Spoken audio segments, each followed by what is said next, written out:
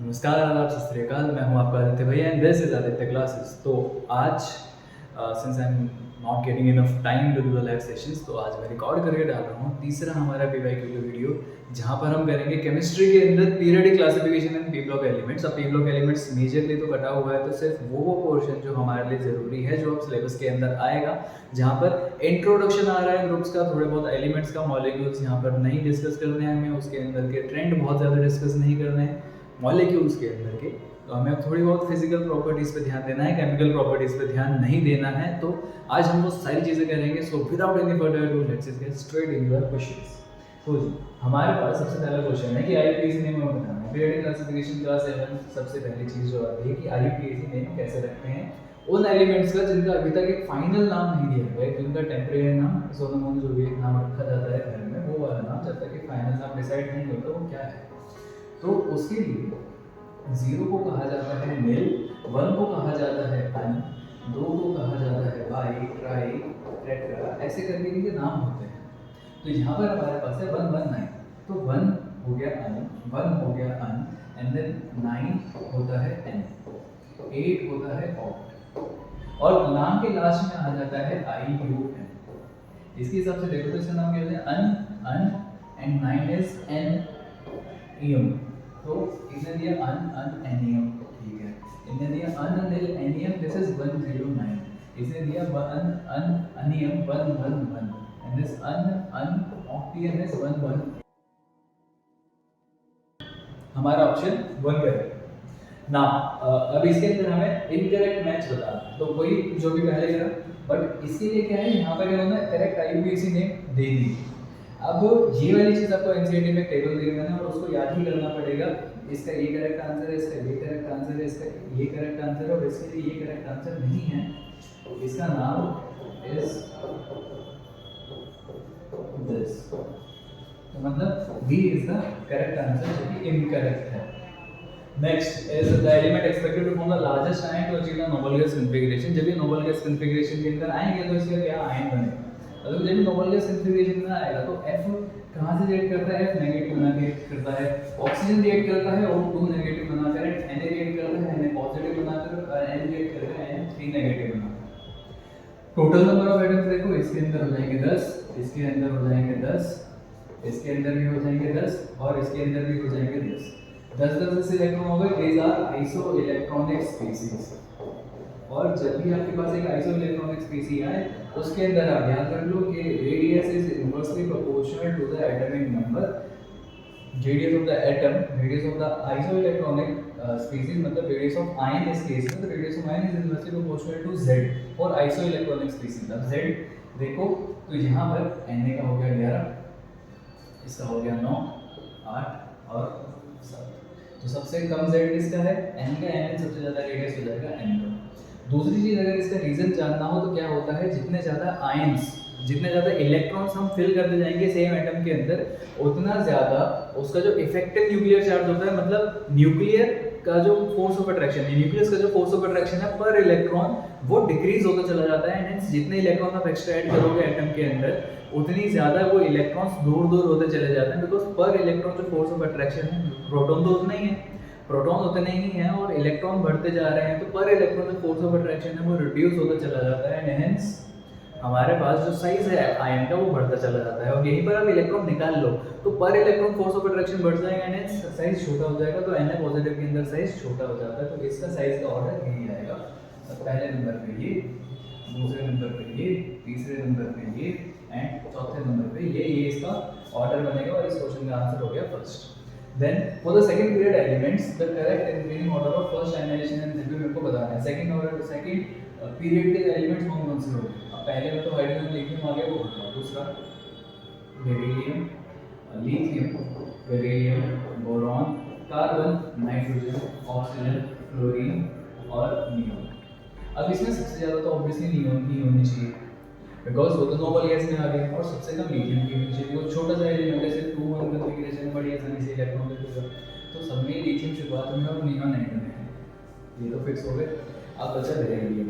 Beryllium की configuration है 2,2। जब भी ऑर्बिटल हाफ फिल्ड और फुल फिल्ड स्टेट में होते हैं तो वो स्टेबल होते हैं, ये थोड़ा बहुत स्टेबल हो गया। बोरॉन आ जाता है 2 2 1, कार्बन आ गया 2 2 2, नाइट्रोजन आ गया 2 2 3, p orbital this is 1s2 2p के अंदर पूरे 6 इलेक्ट्रॉन आ सकते हैं, यहाँ पर 3 भर गए, 3 मतलब तीनों में एक एक इलेक्ट्रॉन आ गया। और आगे हाफ फील्ड ऑर्बिटल ज़्यादा stable, oxygen is 2 2 4, chlorine is 2 2 5 और ये 2 2 6। सबसे ज़्यादा स्टेबल ये हो गया, ये भी स्टेबल है और ये भी स्टेबल है नाइट्रोजन। इस वजह से इन दोनों केस में, इस वाले केस में और इस वाले केस में जो आयनाइजेशन एंथैल्पी की वैल्यू है वो थोड़ी एक्स्ट्रा बढ़ जाएगी, बिकॉज ये स्टेबल कॉन्फ़िगरेशन है। आयनाइजेशन एंथैल्पी इसमें को कितनी एनर्जी देनी पड़ेगी to the electron to take out the कितनी एनर्जी देनी पड़ेगी to the atom to take out the electron, this is ionization enthalpy.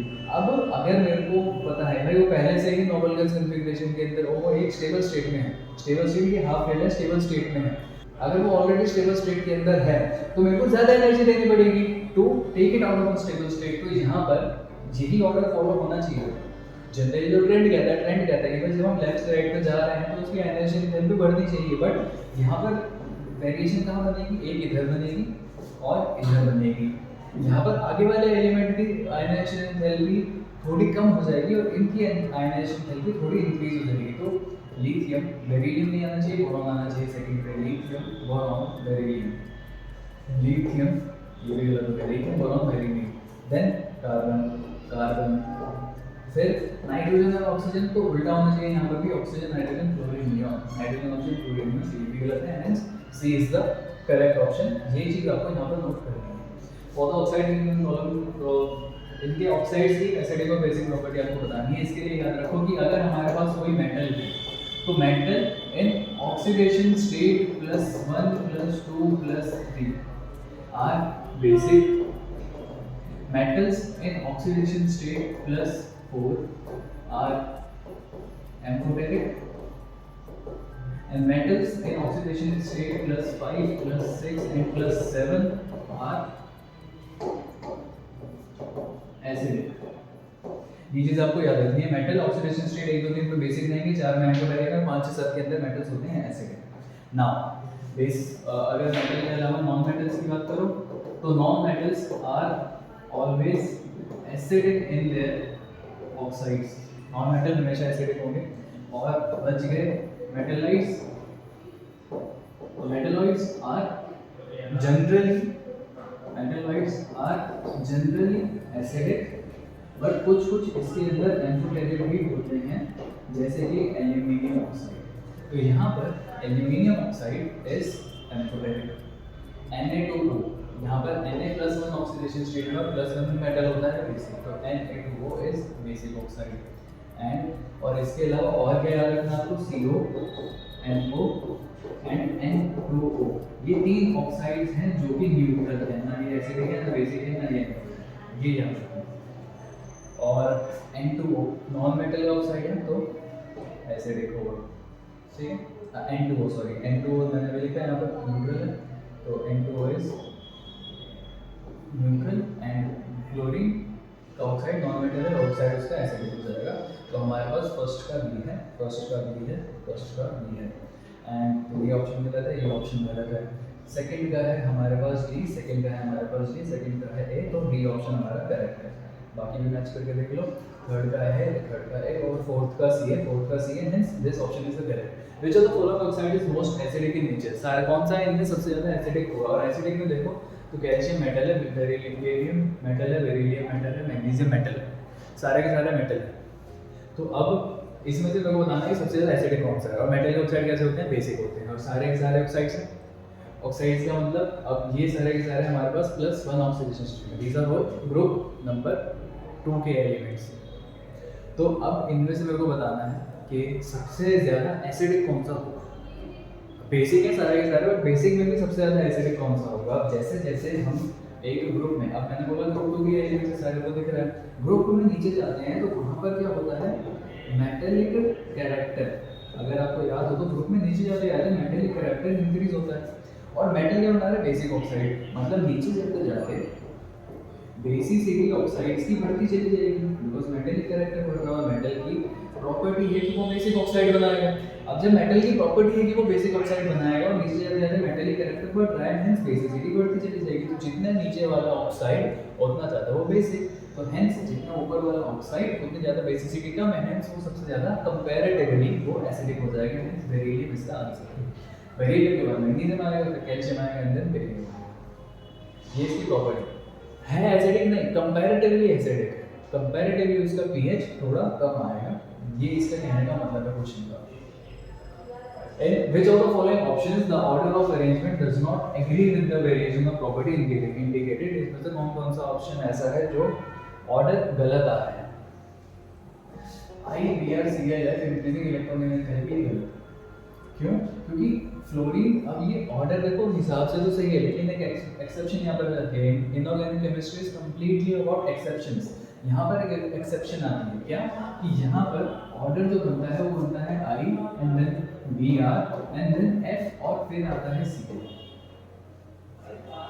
क्यों?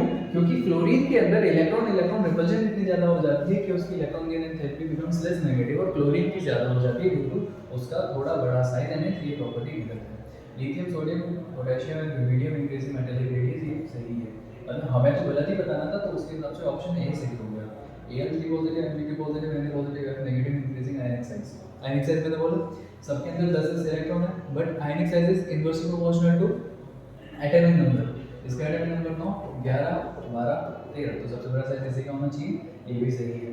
And B, C, N, O increasing first अभी करा था, तो B, C, O और N ये ऑर्डर बनेगा इसका, हेंस D विकल्प। तो इसके दो ऑप्शन है, A और D से दोनों करेक्ट आंसर। मतलब इफ आप इन दोनों में से कोई सा भी एक भी मार्क करो इन योर एग्जाम, तो आपको पूरे मार्क इसके मिलेंगे। Next is correct order of atomic radius in group 13 elements. Correct order of atomic radius in group 13 elements, again इसको याद करने की चीज है। हिसाब से देखो तो एलिमेंट्स बनते हैं boron, aluminium, gallium, indium and selenium, ये एलिमेंट्स बनते हैं। एक एक्सेप्शन बनता है इस जगह पर, तो यहाँ पर क्या होता है, बोरॉन के बाद गैलियम आता है देन एल्यूमिनियम आता है। हिसाब से देखो तो नीचे जाने वाला साइज बढ़ना चाहिए, बट यहाँ पर एक एक्सेप्शन क्रिएट हो जाता है और ये इसका करेक्ट आंसर है। Inorganic chemistry is just about exceptions जो आपको याद करने हैं। In which of the following compounds nitrogen exhibits the highest oxidation state. Oxidation state निकालनी है तो N2H हाइड्रोजन। अगर आपने ऑक्सीडेशन स्टेट देखा हो तो आप चाहो तो मेरी एक कॉम्प्लेक्सिटी देख लो, चाहो तो आप यहाँ पर रिडॉक्स रिएक्शन, तो चाहो तो आप रिडॉक्स रिएक्शन की वीडियो देख लो, चाहे आप कॉम्प्लेक्स मतलब कोऑर्डिनेट कंपाउंड उसकी वीडियो देख लो, तो उनके अंदर मैंने बताया हुआ है कि ऑक्सीडेशन स्टेट कैसे निकालते हैं। तो हाइड्रोजन नॉन मेटल के साथ जुड़ा है तो +1 ऑक्सीडेशन स्टेट है, x नाइट्रोजन को निकालते हैं, इसकी x मान लेते हैं 2x + 4 × 1 ओवरऑल चार्ज इसका है 0, तो x आ जाएगा -4 डिवाइडेड बाय 2 मतलब -2। इधर नाइट्रोजन है -2, यहाँ पे देखो तो x + 3 = 0, तो यहाँ पर नाइट्रोजन है -3। यहाँ पे देखो तो 3x = 3x + 1 = 0, तो x हो जाएगा -1/3। और यहाँ पे देखो तो x + 3 हाइड्रोजन तो 3 × 1 प्लस ऑक्सीजन हो जाता है -2 = 0, 3 - 2 1, x हो जाएगा हमारे पास -1। इनने पूछा कि हाईएस्ट ऑक्सीडेशन स्टेट, हाईएस्ट का मतलब सबसे ज़्यादा मतलब मैग्नीट्यूड। अब इसमें देखो -2 -3 इधर है -1/3 और इधर है -1। सबसे ज़्यादा तो आपको ये लगेगा, लेकिन ये थोड़ी है कि सबसे कम हो गई, माइनस में ज़्यादा तो जितना बढ़ेगा वो कम होता चला जाएगा। सबसे ज़्यादा N3H के अंदर। ये थोड़ी मैथमेटिक्स भी आपको याद रखनी पड़ेगी। चलो, given below are two states में the boiling point of the following hydrogen group element increasing in the order H2O, H2S, H2 ये गलत है। अब हिसाब से देखो तो जैसे जैसे मॉलिक्यूलर मास बढ़ता है वैसे वैसे van der Waals force of attraction बढ़ती है एंड हेंस जो स्टेबिलिटी है कंपाउंड की वो बढ़ती चली जाएगी और उसका बॉइलिंग पॉइंट बढ़ जाएगा, राइट। H2O के अंदर बहुत ही ज़्यादा स्ट्रॉन्ग हाइड्रोजन बॉन्डिंग होती है because oxygen is very electronegative. इस वजह से ये तो ऑर्डर सही है बट H2O बिल्कुल एंड में चला जाता है। इसका इंसिस बहुत ज़्यादा है बॉइलिंग पॉइंट, इन सबसे बहुत ज़्यादा है इसका बॉइलिंग पॉइंट H2O का। हम डेली देख रहे हैं, डेली पीने में इस्तेमाल करने का भी स्टेबल है। तो boiling point of this hydrogen increase in molecular mass. Again मैंने बोला मॉलिक्यूलर मास का मतलब van der Waals force of attraction, वो ठीक है, स्टेटमेंट ठीक है, बट यहाँ पर H2O का गलत आ गया और इन्होंने हाइड्रोजन बॉन्डिंग मेंशन नहीं की। इधर इन्होंने बोला कि इनका boiling point increase with increase in modular mass सही है, लेकिन वो तो इन तीन के लिए है, इसके लिए थोड़ी है। ये तो जनरल स्टेटमेंट होगी इनके लिए, बट फॉर इस स्पेसिफिकली इस केस के लिए तो ये स्टेटमेंट फॉल्स है।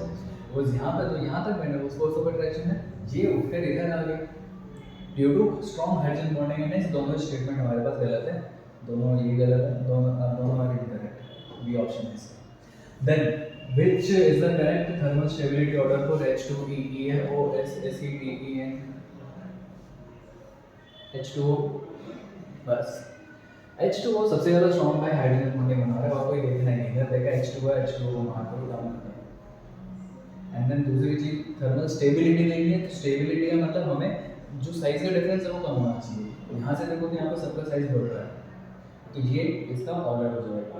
Next question is which of the following अच्छा मैच ही करना है इसको। अगेन मैंने बोला था CO NO N2O, तो CO is neutral, BaO metal, metallic oxide in oxidation state +2 नहीं +1 एक्चुअली, BaO इज मेटल का +1 +2 +3 में बेसिक, Al2O3 एल्यूमिनियम का एम्फोटेरिक एंड CO2 मेटल, ये नॉन मेटल हो गया, तो ये एसिडिक। तो फर्स्ट का A का 2 ये रखा है, और चेक कर लो तो B का 1, C का 4 एंड D का 3, तो B ऑप्शन हमारा करेक्ट है। And the last question for this, because P block के अंदर तो ऑब्वियसली काफ़ी कम चीज़ें आनी है बाकी, तो acidic strength increasing in the order at HCl ठीक है, एसिडिक स्ट्रेंथ का ऑर्डर ठीक है, क्यों ठीक है?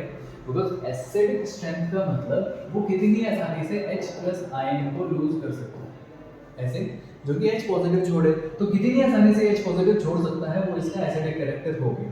अब यहाँ पर अगर आप देखो तो HF बहुत स्ट्रॉन्ग है, बिकॉज एक तो इनका साइज छोड़ा, फिर फ्लोरीन इलेक्ट्रोनेगेटिव, और HI बहुत वीक बॉन्ड बनाता है, बिकॉज आयन का इधर जो आयोडीन का साइज है वो बहुत ज़्यादा बड़ा है, और हाइड्रोजन का साइज बहुत ज़्यादा छोटा है, हाइड्रोजन तो सबसे छोटा आइटम है हमारे पास, और आयोडीन का साइज बहुत बड़ा है। अब एक कितना बड़ा है कितना सब, बॉन्ड ही बहुत वीक बनेगा, बॉन्ड किसके बनता है, दोनों के सेंटर के बीच में।